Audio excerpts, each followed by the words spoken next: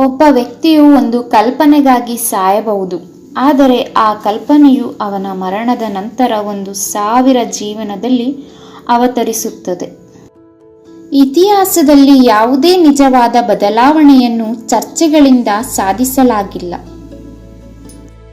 ನಮ್ಮ ಸ್ವಾತಂತ್ರ್ಯವನ್ನು ನಮ್ಮ ಸ್ವಂತ ರಕ್ತದಿಂದ ಪಾವತಿಸುವುದು ನಮ್ಮ ಕರ್ತವ್ಯ. ನಮ್ಮ ತ್ಯಾಗ ಮತ್ತು ಪರಿಶ್ರಮದ ಮೂಲಕ ನಾವು ಗಳಿಸುವ ಸ್ವಾತಂತ್ರ್ಯವನ್ನು ನಾವು ನಮ್ಮ ಸ್ವಂತ ಶಕ್ತಿಯಿಂದ ಉಳಿಸಿಕೊಳ್ಳಲು ಸಾಧ್ಯವಾಗುತ್ತದೆ. ಸ್ವಾತಂತ್ರ್ಯವನ್ನು ನೀಡಲಾಗಿಲ್ಲ, ಅದನ್ನು ತೆಗೆದುಕೊಳ್ಳಲಾಗುತ್ತದೆ.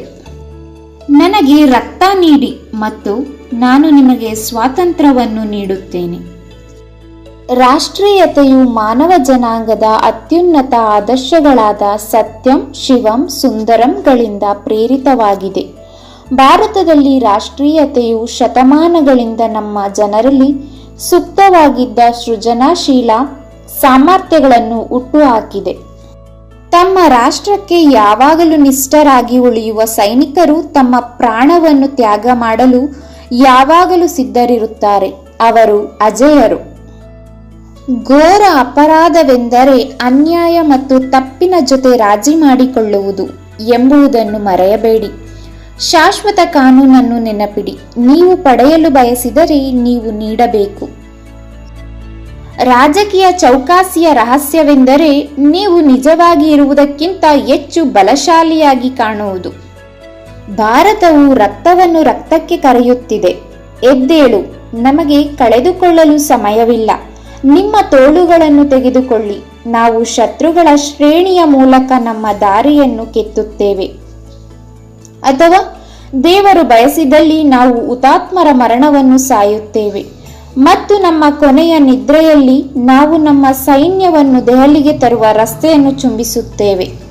ದೆಹಲಿಯ ಹಾದಿಯು ಸ್ವತಂತ್ರದ ಹಾದಿಯಾಗಿದೆ. ಚಲೋ ದೆಹಲಿ. ನಾವು ಇಂದು ಒಂದೇ ಒಂದು ಆಸೆಯನ್ನು ಹೊಂದಿರಬೇಕು.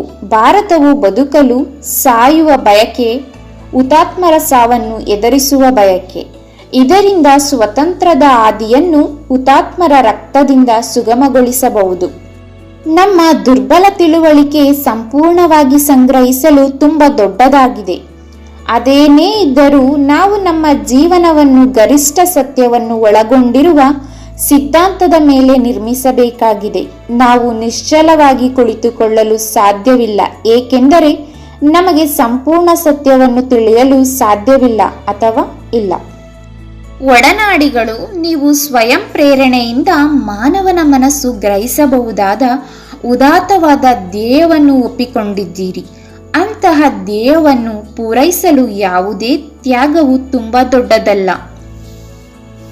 ಒಬ್ಬರ ಜೀವನದ ತ್ಯಾಗವೂ ಅಲ್ಲ.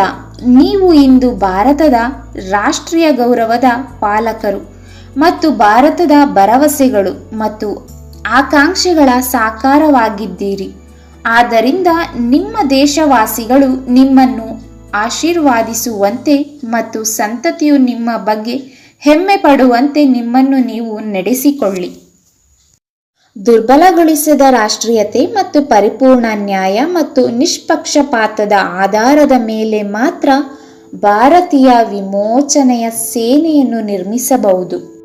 ಬಡತನ, ಅನಕ್ಷರತೆ ಮತ್ತು ರೋಗಗಳ ನಿರ್ಮೂಲನೆಗೆ ಸಂಬಂಧಿಸಿದ ನಮ್ಮ ಪ್ರಮುಖ ರಾಷ್ಟ್ರೀಯ ಸಮಸ್ಯೆಗಳು ಮತ್ತು ವೈಜ್ಞಾನಿಕ ಉತ್ಪಾದನೆ ಮತ್ತು ವಿತರಣೆಯನ್ನು ಸಮಾಜವಾದಿ ಮಾರ್ಗಗಳಲ್ಲಿ ಮಾತ್ರ ನಿಭಾಯಿಸಬಹುದು ಎಂಬುದರಲ್ಲಿ ನನಗೆ ಯಾವುದೇ ಸಂದೇಹವಿಲ್ಲ. ನಮ್ಮ ಭವಿಷ್ಯದ ರಾಷ್ಟ್ರೀಯ ಸರ್ಕಾರವು ಮಾಡಬೇಕಾದ ಮೊದಲನೆಯದು ಪುನರ್ನಿರ್ಮಾಣಕ್ಕಾಗಿ ಸಮಗ್ರ ಯೋಜನೆಯನ್ನು ರೂಪಿಸಲು ಆಯೋಗವನ್ನು ಸ್ಥಾಪಿಸುವುದು. ಸೈನಿಕರಾಗಿ ನೀವು ಯಾವಾಗಲೂ ನಿಷ್ಠೆ, ಕರ್ತವ್ಯ ಮತ್ತು ತ್ಯಾಗದ 3 ಆದರ್ಶಗಳನ್ನು ಪಾಲಿಸಬೇಕು ಮತ್ತು ಬದುಕಬೇಕು.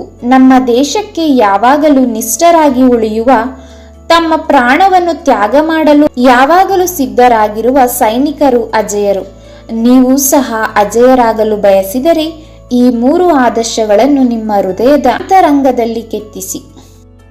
ನಮ್ಮ ಇತಿಹಾಸದ ಈ ಅಭೂತಪೂರ್ವ ಸಂಧಿಯಲ್ಲಿ ನಾನು ನಿಮಗಾಗಿ ಒಂದು ಪದವನ್ನು ಹೊಂದಿದ್ದೇನೆ.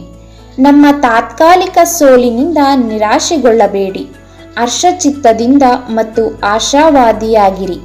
ಎಲ್ಲಕ್ಕಿಂತ ಹೆಚ್ಚಾಗಿ ಭಾರತದ ಹಣೆಬರಹದಲ್ಲಿ ನಿಮ್ಮ ನಂಬಿಕೆಯನ್ನು ಎಂದಿಗೂ ಕಳೆದುಕೊಳ್ಳಬೇಡಿ. ಭಾರತವನ್ನು ಬಂಧನದಲ್ಲಿಡುವ ಶಕ್ತಿ ಭೂಮಿಯ ಮೇಲೆ ಇಲ್ಲ. ಭಾರತವು ಮುಕ್ತವಾಗಲಿದೆ ಮತ್ತು ಅದು ಕೂಡ ಶೀಘ್ರದಲ್ಲಿ. ಈಗ ಮುಂದಿರುವ ಕಾರ್ಯಕ್ಕಾಗಿ ನಿಮ್ಮ ಸೊಂಟವನ್ನು ಕಟ್ಟಿಕೊಳ್ಳಿ. ನಾನು ನಿನ್ನನ್ನು ಗಂಡಸರು, ಹಣ ಮತ್ತು ಸಾಮಗ್ರಿಗಳನ್ನು ಕೇಳಿದ್ದೆ. ನಾನು ಅವುಗಳನ್ನು ಉದಾರ ಅಳತೆಯಲ್ಲಿ ಪಡೆದುಕೊಂಡಿದ್ದೇನೆ. ಈಗ ನಾನು ನಿಮ್ಮಿಂದ ಹೆಚ್ಚು ಬೇಡಿಕೆ ಇಡುತ್ತೇನೆ. ಮನುಷ್ಯರು, ಹಣ ಮತ್ತು ವಸ್ತುಗಳು ತಾವಾಗಿಯೇ ಗೆಲ್ಲುವ ಅಥವಾ ಸ್ವಾತಂತ್ರ್ಯವನ್ನು ತರಲು ಸಾಧ್ಯವಿಲ್ಲ. ಕೆಚ್ಚೆದೆಯ ಕಾರ್ಯಗಳು ಮತ್ತು ವೀರರ ಘೋಷಣೆಗಳಿಗೆ ನಮ್ಮನ್ನು ಪ್ರೇರೇಪಿಸುವ ಪ್ರೇರಕ ಶಕ್ತಿಯನ್ನು ನಾವು ಹೊಂದಿರಬೇಕು.